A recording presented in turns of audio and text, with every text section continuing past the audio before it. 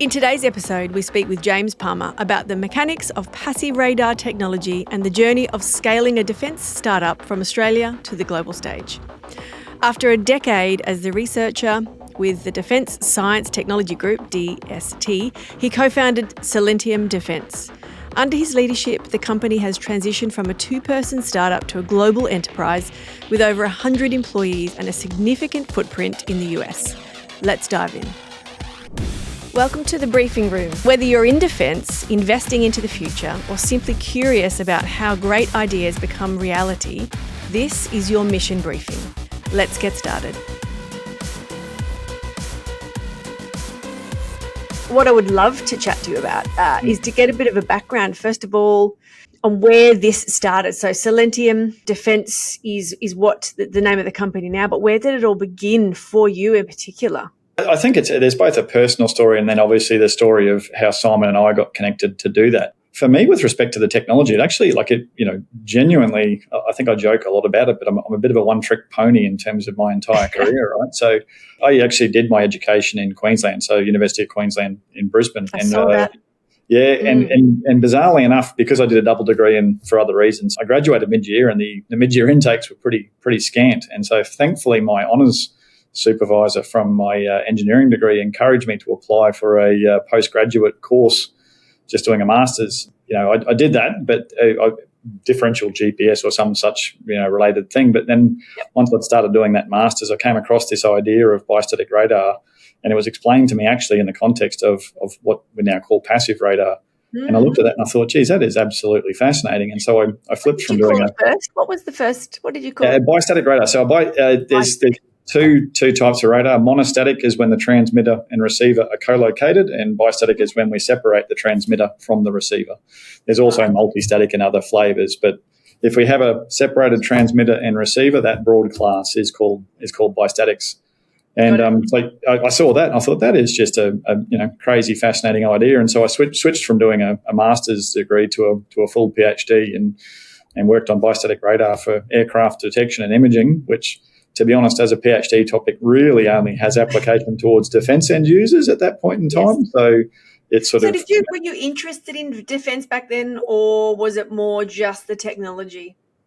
I definitely have a defence history in the family. So my eldest sister, served in the Navy, and all of this sort of stuff. So we definitely had I would say a defence-aware family and a defence-interested family, and I'd spent time during my undergrad working at the Australian Submarine Corporation and all bits and pieces, right? So I wasn't. So there was definitely some connection.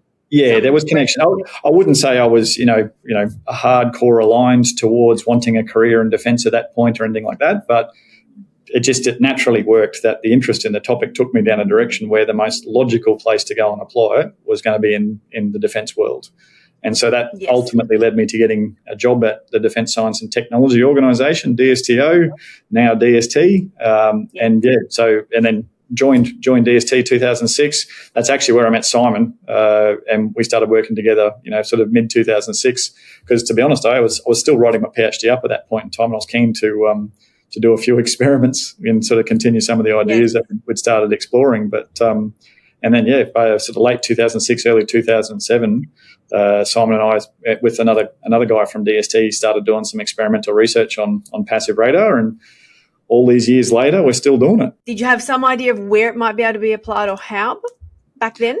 So I think, to be honest, the sort of the value proposition, if you will, in terms of its relevance for defence, really is it's self-evident, right? This whole being able to see what's going on around you without having to worry about your radio frequency signature is just such a strong value proposition for defence, right? So for me, it was always kind of obvious that it had a defence play, but to say that we could predict the level of application and extent that we've been able to achieve, no.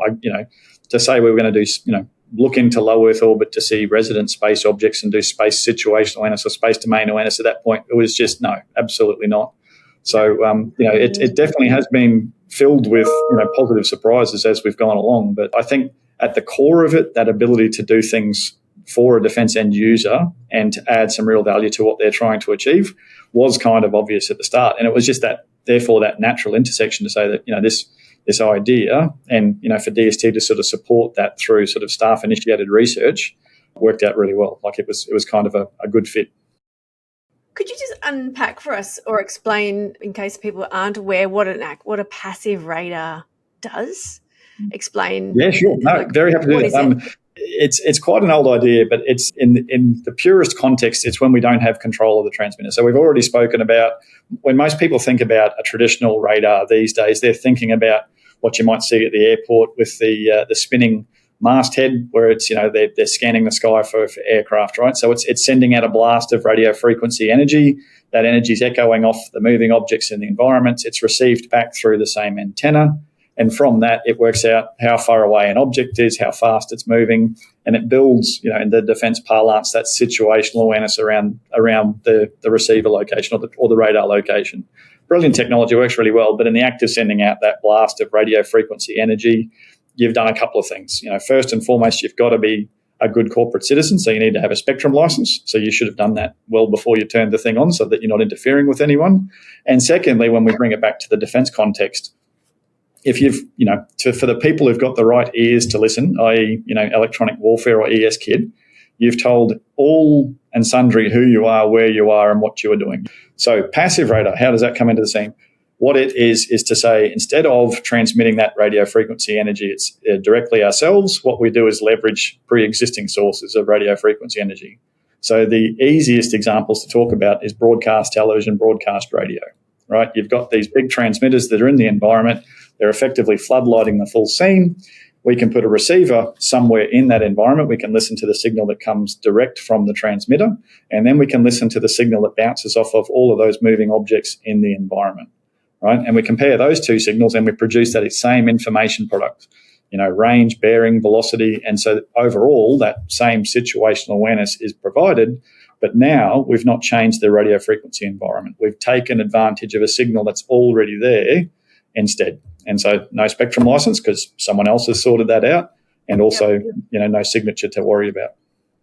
Yeah, right. But the idea itself actually, goes back to the 1930s when the radar research was really kicking off. And so I think one of the first demonstrations in the UK, at least, was called the Daventry experiment, where they were using like a BBC shortwave radio broadcaster and detected an aircraft in flight. And so the Daventry experiment really kicked it all off for a bunch of really good reasons. Monostatic radar, or the traditional radar that we've already spoken about, became the technology that everyone went forward with because it is a lot simpler conceptually and you've got more control. So it dominated for a strong period of time. But the idea has been around forever, multiple sort of epochs of interest. But, now I think it's really come to maturity and fruition and is really adding value to a lot of end user applications. And so taking the research that you've done and the experience of working with this, how did you then go to think about, I want to commercialize this, and obviously the formation of Silentium, and obviously taking it out as a product or a service that other people can benefit from? What was the thought process there, and where was the opportunity for you when it presented itself? Yeah, so, and that probably does still build upon the journey in DST, right? So late 2006, early 2007, we kicked off the experimental research program where we were dragging kit out into the field, collecting data, doing the analysis, and sort of doing this iterative development.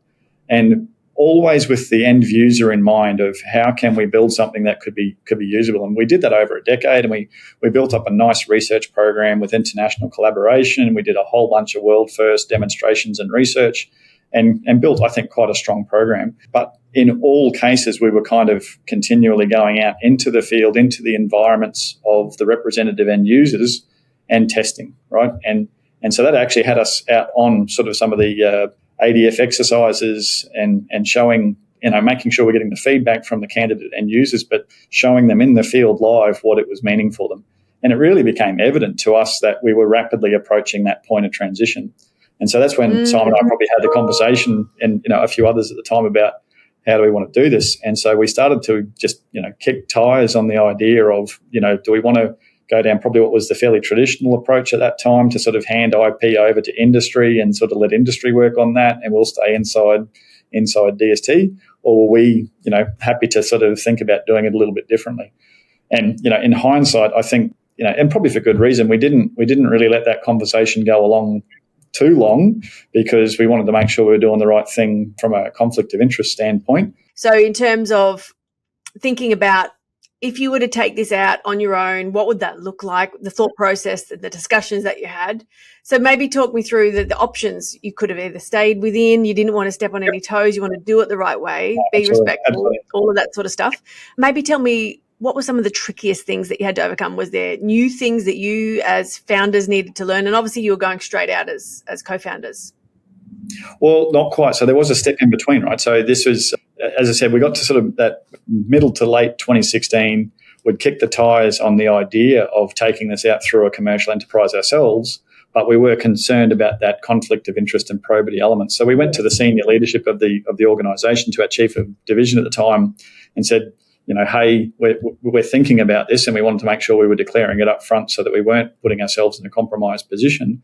And to be honest, we were expecting that to be quite a short conversation with like a closing door at the end of it. But we were, I think, very fortunate in the timing, and really fortunate with the leadership of the organisation. They actually took a different approach and said, okay, look, we need to make sure we're managing probity, conflict of interest, but we can look at this and see if we can find a way to give you some support, and which was fantastic. So ultimately what that led to was actually us joining in on a CSIRO run program called On Accelerate. And so we got supported to go and do a multi-month commercialization accelerator program, which really did actually help us out a lot in terms of some of that educational piece around what you need to do in terms of some of this startup world. Bit of an interesting experience, because I think we were the first non-CSIRO publicly funded research agency team, and we're also definitely the first team from defence. And so how ON was kind of set up to run really didn't allow for teams like us. So there were, when we were going through the selection process, there were a few things that we were asked to do at the time that we kind of went, I'm not sure we can really do that, but, without going to jail. Thankfully, the program coordinators really understood where we were coming from and sort of gave us a bit of a free pass on a couple of those things. So we got that support through On Accelerate, and then we got to April of 2017, and that's when we made the call as the two co-founders to step out of our permanent ongoing paid jobs from the Commonwealth Public Service to go and start this little enterprise. Was that scary, that part? The leaving the secure secure salaries, and I know that you would have known of the opportunities and the potential of contracts. However, there's always a gap from the time when there's a gap when you leave to when it actually comes to fruition, because depending on how long those sales cycles are, you might have potential interest, but when they actually come into play or even get to draw a salary, I'm not sure how long that was for you guys. It is 100%. And I think because defence was playing, and I completely understand it, no criticism, but defence played a pretty clear line in terms of you're either in the organisation or you're outside the organisation. And I think it might seem quite stark and harsh, but to be honest, I think it was a good move by defence in terms of setting it up that way. I think it helped us to get that separation and to really focus in on doing it. I think I've spoken with a number of founders, and I think at the start of the call we were talking about some of the challenge in commercialising university research. The founders who are trying to straddle two jobs, I feel absolute sympathy for, because that's a hard ask. And so I think really hard. Right? And so as brutal as it is, leaving your job and going into the enterprise full-time and being committed to it actually helps sharpen your thinking and really get you focused. But it's also that, the sense of responsibility and also the accountability. When you have to actually go and make things work, you have a different motivation to go and make things work. It's your own livelihood now, right? It's your reputation. You don't have the fallback. You don't have there's no safety net. You're focused. No safety net. Yeah, and your own reputation. So that's for good and bad. So when something goes right or wrong, you are it. It's a double-edged sword. So the motivation is completely different. Yeah. And so, going back to when we were full-time public servants, I mean, in the personal circumstance at the time, we had two young kids in school, we had a mortgage, we made the decision together that my wife would sort of be the primary caregiver for the kids, so I was the primary income earner. And so to say, what I'm going to do is quit a safe job to go and, have a crack at this startup idea was, as you would expect, it was a stressful moment. But I think, I was obviously speaking with my wife about it quite a lot, and she got to the decision well before I did, and I think I eventually managed to frustrate her a little bit. So she was kind of like, look, just get on with it. Sick of you talking about it, to be honest, and just hurry up. Can you hurry up and go and do the thing already so you stop talking about it? we just, we made a decision how we're going to bound the risk from a financial standpoint, and then it was just like, hurry up and get on with it. And I remember that moment, because it was like you felt that pressure and stress, and then once we'd made the decision, it was like a weight came off the shoulders and we got on with it. Well, it's a realignment of mission then, really. It's like, okay, well, now this is the mission. We need to go and make this work. How long before, so you made the move, you committed, you became co-founders, you set up the company. Were you already in talks with various customers of potential contracts? How far along were you in actually being able to take on some customers? No, we had to leave DST in order to be able to apply for defence work. That was one of the key requirements, right? So we, whilst we did have good relationships inside the Commonwealth and the defence, we had to be completely separate. And so we really did have to start from scratch. So for us, the very first things that we went to leverage were grants. So we were applying because we could get access to those sooner. So we were applying for grants. And I think actually one of the first customers that we had was a commercial customer for a non-defence application. So, and that, and we, one of the first grants that we won actually supported us doing the first demonstrations for space situational awareness and space domain awareness. So it was like, even back in the early days of 2017, the products that we've brought to market now were all being thought about and used. And to be honest, it was actually back then one of the first things we applied for was Army Innovation Day. Right. Okay. Because we had that pitch to say, well, for soldier portable systems, we think there's a real use case here. So we put that forward, and bizarrely enough, it was through the pitch component of Army Innovation Day is where we actually met Steve. So interesting. I'm so glad you mentioned that because often we choose those activities, or the reason why us as the ecosystem people create them is to get people like yourself to commit to pitching. Whether you're ready or not ready, it gives you a date.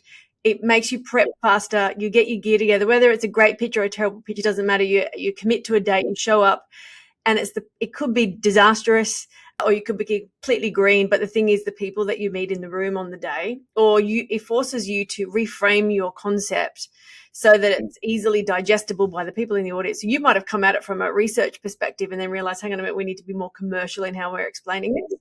And you would have gotten that from feedback if there was an opportunity for feedback. So choosing those events is quite a good strategy to getting your product to market.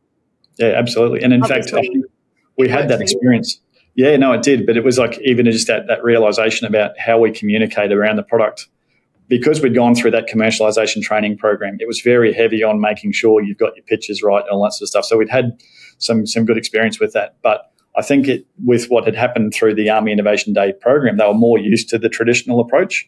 And so when we rocked up for I think it was like a 90-second or maybe a 2-minute pitch, and we had what you probably trying to explain, and very well timed, right? Like they were quite regimented to the probably time. Clap you off at the end to make you. Oh yeah, but I think we had 20 or 30 slides. And the coordinator that we were dealing with, he was looking at us like going, you guys realise it's 90 seconds, right? Like don't get this wrong. And we were like, no, we're okay. We've got it. And, because we were going with that sort of the more slick approach in terms of fast moving imagery and all that sort of stuff. And so I think it worked out all right looking back all these years later. But it was definitely a different experience.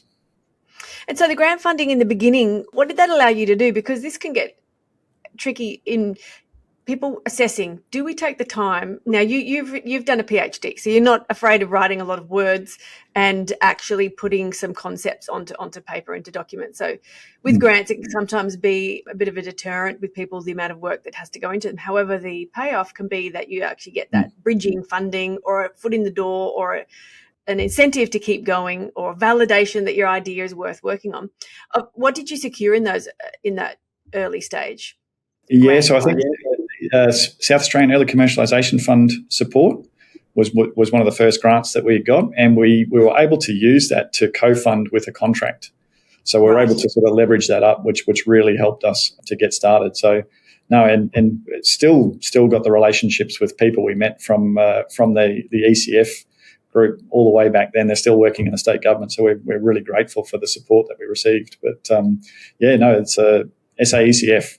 Phase 1 and Phase 2, I think we went for a double straight off the bat and got, I'd have to go back and look at the numbers, but a few tens of Ks of dollars, and then we were able to match that up against the contractor. Yeah. Oh no, it was enough to get us going, right?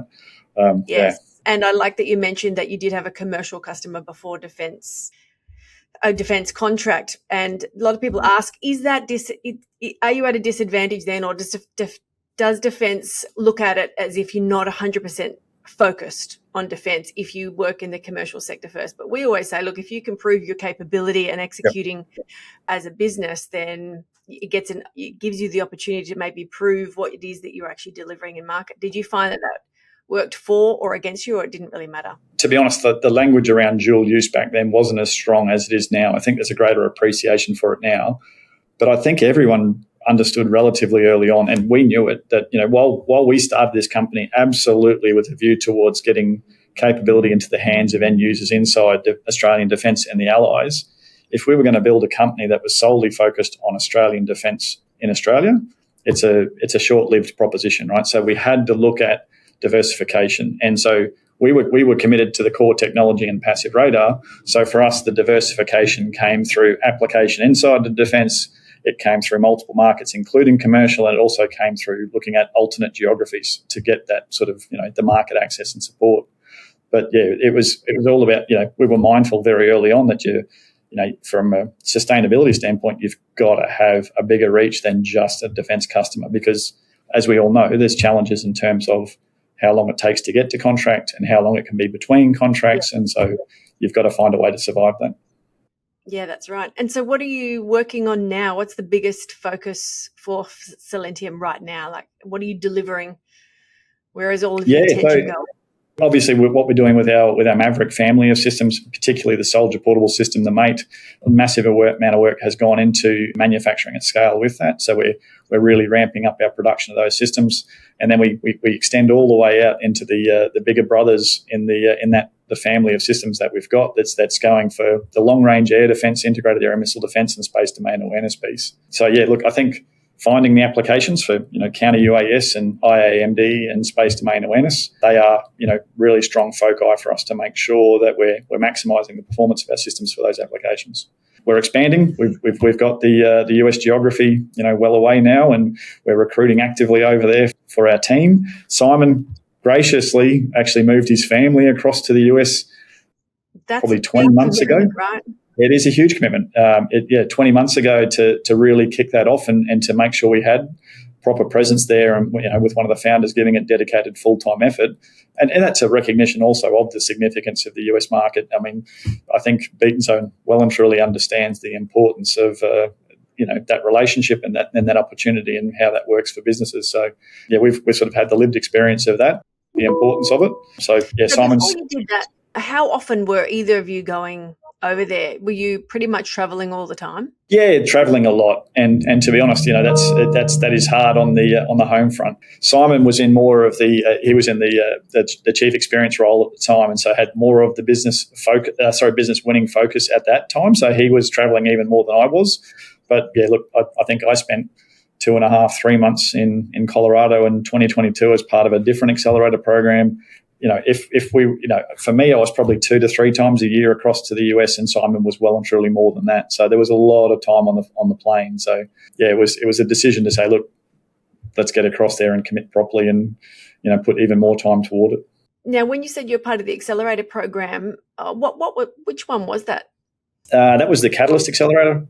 In Colorado Springs, for space domain awareness. Yep, I'm aware of that one. And so what does participating in something like that, what did it do for you in Silentium, being part of a US-based accelerator? Yeah, it was again, really positive experience, because you were getting in there, you were actually working alongside the sorts of end users, customers that you were hoping to engage with. And it also helped us just to get that understanding around the differences between the Australian and US system. The US, fantastic place to do business, really, the significance of the market, no doubt, but it is a very different place from Australia in terms of some, the contractual side of things. And they are, for sure, set up for American businesses first and foremost. So trying to work out how to break in and how to get through those barriers and find the contractual vehicles and all that sort of stuff is something that you've got to work towards, recognising the sort of imbalance that exists between the markets that, for US companies in the US and Australian companies coming into the US. It's definitely an imbalance. What do you think some of the biggest differences were, or the most challenging ones that you had to work through? Well, so that was, I'd probably channel that in terms of, because we were the first international cohort to go through the space domain awareness to the Catalyst Accelerator program. It was fascinating to see how but they'd run several accelerators previously with US businesses. It was fascinating to see how they responded to it. Because, traditionally, I think if you've got a great idea or an early stage product and you're engaging with US Defence, you're going to go in through a small business innovation research project, or you're going to go in through some sort of cooperative research and development agreement, one of those sorts of mechanisms. All of them are off limits to foreigners, right? Yes. So it's like so you were the first Aussies in particular to go through this program. So they were learning just as much as you were learning. Oh yeah, definitely.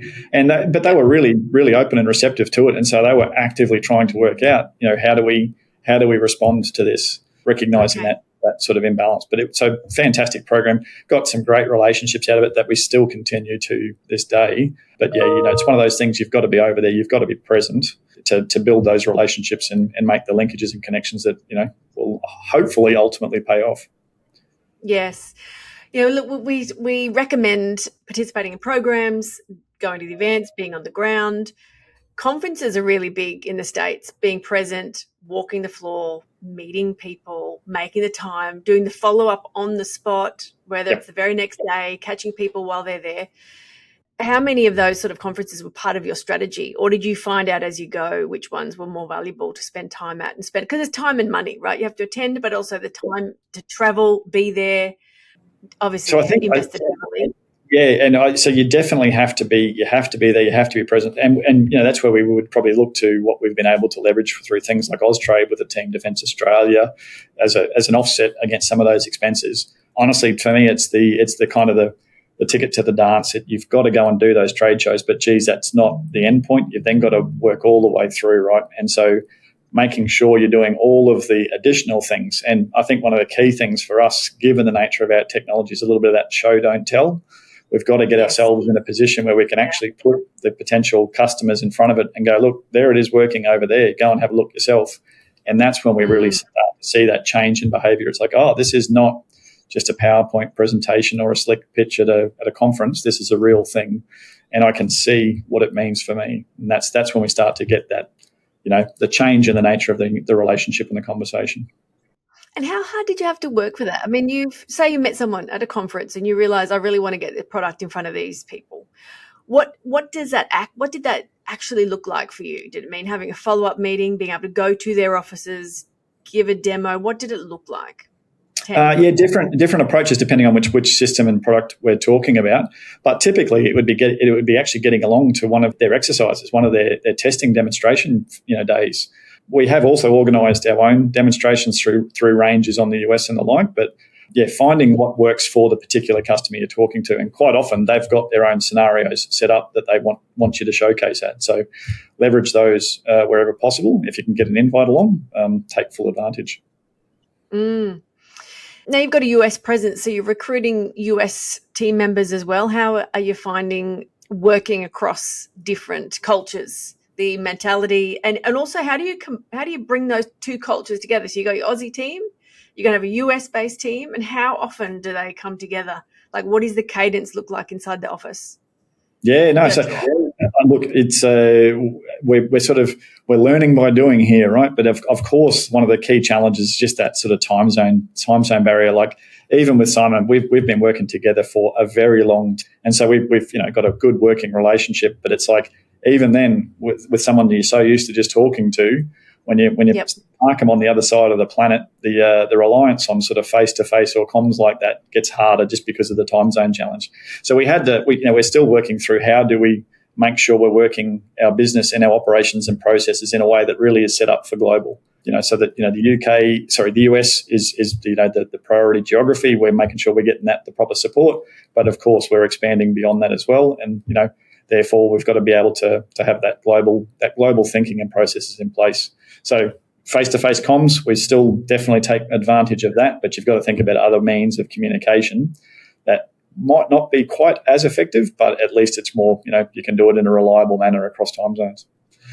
No surprises there, I'm sure, Peter. It's the challenge that all businesses have faced when you're trying to operate across the vast geographies. It is definitely, but I think everybody handles it differently. And also you don't really know yet when you start off in research, you did a PhD, you didn't realize you were going to be leading teams at this level across different continents if you were to go back to that era. So you as founders have had to upskill as you go. Oh, yeah. And realize how do we, because you've got your tech, you've got your concepts, you've got customers, but you've got people inside the businesses that I'm sure take up a lot of time. Yeah. To be able to manage, because without them, you can't do what you need to do.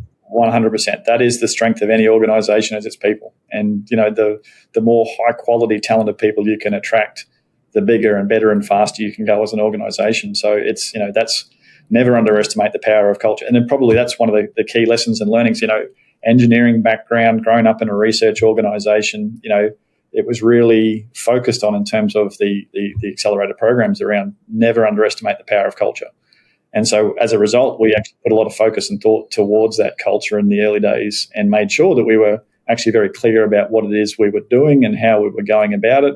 And we really tried to continue to reiterate, even now today, with all of the people in the workforce, what's the culture we're after. And so when you asked about how do we manage that across the Australia and US divide, when we're bringing the US team across here, we're saying, hey, this is the culture and values we've got here.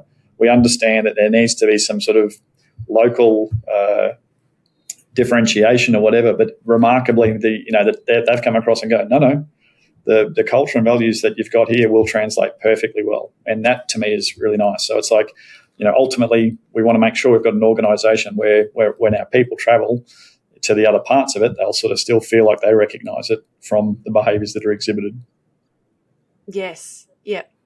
Yeah, it is nice that they recognise that. And somewhere you've got to have a meeting of the middle, right? The organisation we are now at 100 odd people is vastly different to what we were when we were 5 or 10 people, right? But we want to make sure that it's right and fit and it's growing in a positive direction. And that's, you've got to stay focused on that. You can't just sort of cross your fingers and hope that the culture grows naturally in a great way.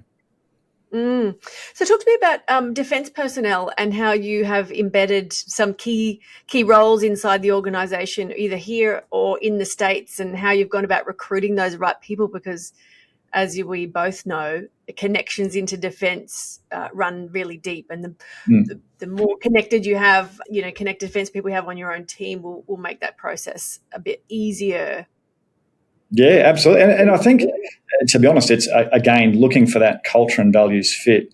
Unsurprisingly, when you're getting ex-defence personnel who have grown up in that world, they are well attuned to the values that we're trying to do, and they're well attuned to the mission that we're trying to achieve. When we talk about trying to get this capability in the hands of end users to give them genuine benefit, they get it, right? And they are 100% locked and loaded for supporting that. So that makes it really easy, and I full respect for our, current and ex-serving ADF members, right? Like, I just think that's, hats off to them. So when we have the opportunity to bring them into the organisation, and even also, when the spouses of current serving personnel, for me, they actually fall into that same category. They get the mission of defence. They get what defence industry is trying to do.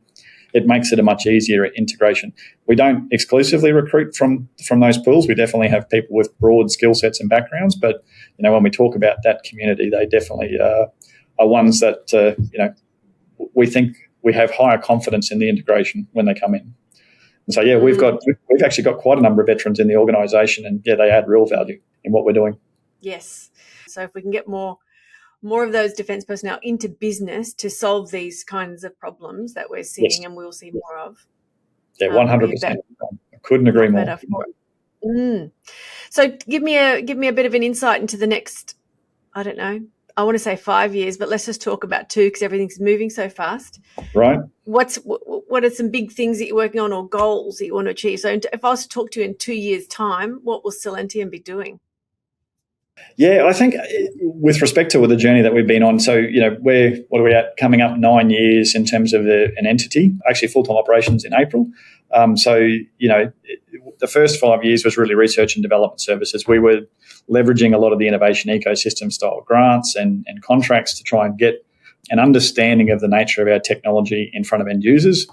This 5-year strategy is all about the expansion to products. We continue to do a lot of research and development and really invest in it, but we want to make sure we're getting all of the products into the hands of end users. So we've put a lot of effort and time into increasing our manufacturing capacity through outsource and manufacturing at scale, and getting product out the door to end users. So I think the next 2 years is just going to continue to see an increasing expansion on that front from a manufacturing and capability standpoint, but also the geographic expansion and market access is where we're really focusing our attention. So it's a little bit glib, but it is the sort of the bigger, better, faster, more type straight line for us for the next couple of years. So yeah, I think it's with the successes we had last year, the successes we're getting this year, I think the next 2 years are going to be incredibly exciting. And out of the things that you've developed so far, products in market or products that end users are actually using, is there anything you're most proud of, or do you think is having the most impact? Great question. Well, it's probably I don't want to talk about the favourite child, right? Like I don't think you can do that. So there's got to be one. There's got to be one, and I'm not sure why. Yeah, no. So it's on all fronts. When I think about what we've achieved with the Soldier Portable Maverick Mate systems, like it's So just for that, so anyone who's listening, can you just explain what that is? So, okay, with the products that we've got everything from really small size, weight, and power, very compact. So the Maverick Mate M8, as it's written, is the smallest of the form factors. So literally a radar that can fit into a backpack or two, can be walked around, and from the backpacks hitting the ground to being set up and operational is measured in minutes. So it's really designed for that rapidly relocatable tactical situational awareness. And, the use case that we see a lot of that for is for the sort of detecting small UAS in an environment, right, to give that sort of early warning against some of these small threats that are emerging, or have emerged, I should say, as we've seen in a number of conflicts. And we go all the way across the family to the very big brother, which is the OmniGuard system, and that's the one we're using to look into low Earth orbit, where we're looking at resident space objects across a really wide arc of the sky. And so we can see all of these things going around the Earth persistently, and we quite often we see the things that have manoeuvred or changed or aren't in the catalogue yet, and all that sort of stuff. And so we get those reports on a daily basis. So it's really, and we've got systems that sit in between in terms of form factor and size. But on every front, if you ask me what I was really proud about with respect to any of those products, I could sit here and wax lyrical about what it's doing, because it's again getting back to my sort of nerd piece. But at the end of the day, I think that the pride comes from the fact that we've built a company here in Australia that actually can manufacture this stuff and can leverage our partners and supply chain to start putting these products out through export all around the world. So that's that's the sort of the pinch me moment where we still think about that. It's exciting stuff. And you've created an amazing company with really impressive outcomes, and it's going to have a huge impact globally. And I can only imagine what it's going to keep doing in the future, but as the need arises as well, right? And now that you're based in the States, and I can imagine the acceleration of expansion will increase there. When you are not creating solutions for people to be using in this capacity, what are you doing when you take off the Silentium shirt? Are you still nerding out, or what do you do to actually, hang out and relax, or maybe debrief or disconnect from all of the tech? Yeah, no. So, look, before even being a Silentium Defence, founder employee, I'm a happily married husband with an amazing wife who's very tolerant of the sort of escapades that I'm sort of working on. She's very supportive, and she works inside the business, which actually also is a great way to make sure we all stay aligned. And I've got the two teenage kids now that I just love to annoy, to be honest, just to make their life well, I misery. like that you're annoying them, not that they're annoying you. Are they interested in tech? Are they? Yes, yep. The apples they have get not the nerd gene too far from the tree, thankfully. Or I think it's great.